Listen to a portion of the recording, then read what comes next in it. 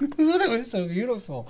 Oh, Thank you. What a great piano. Thank you. I love hearing you play this piano. I've heard about it. You were telling me about it. Yeah, I'm so honored to have you play it. I love having these great musicians on it. It's like, I love musicians. You know, it's like musicians, like we wear, like what is your magic? Like we like wear a heart on our sleeve, or what is it that makes us work, you know? Yeah. Even if you don't have sleeves, you still wear your heart. You still wear your heart, wherever you can, all over your whole body. All over her whole body, you know, God. It's like, that's, to me, it's like when my parents were crazy, I ran to the piano and like had my connection with God, with the universe kind of thing. Like that was my thing. Like what got you into music? What made you musically? You know? Well, all my life I had been interested from the get-go in design and music. Yeah. And so I got training in both. My college degrees were more along the lines of technical theater and stage set design. But the music, you know, was always there. And there's something really incomparable about making music by yourself or with other people.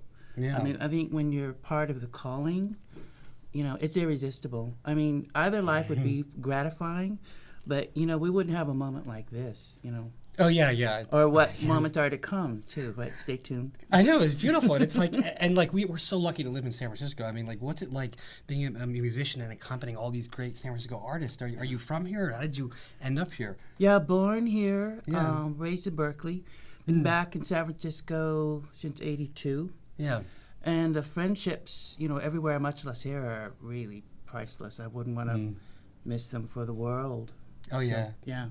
Tell me about the eyebrow story. Well, when I was in college, cast me in a graduate-directed production. It was called Tu Akhenaten, and I had to play an Egyptian celebrant. And I had to, that season, all the directors had me die on stage. I don't know if they're trying to tell me something. But Alex brought a whole team of stylists in. Yeah.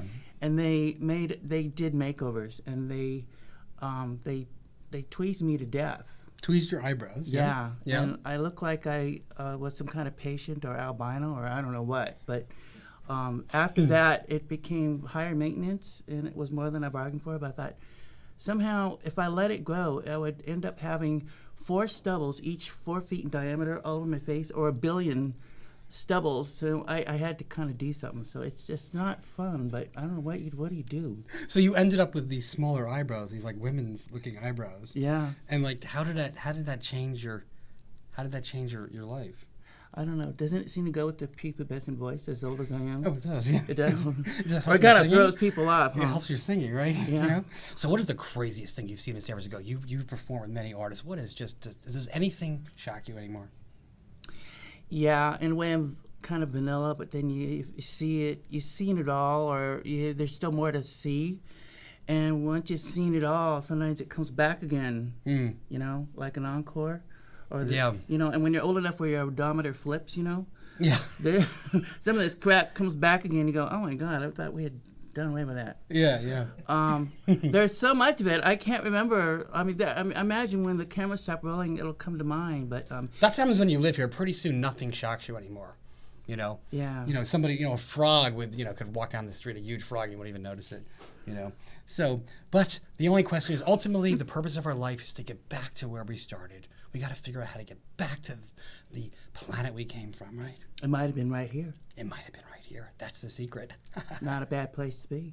Well, it was a real honor to hear you play the piano. An I'm like, honor oh, plus to be these here. magic hands. Oh, look back at you.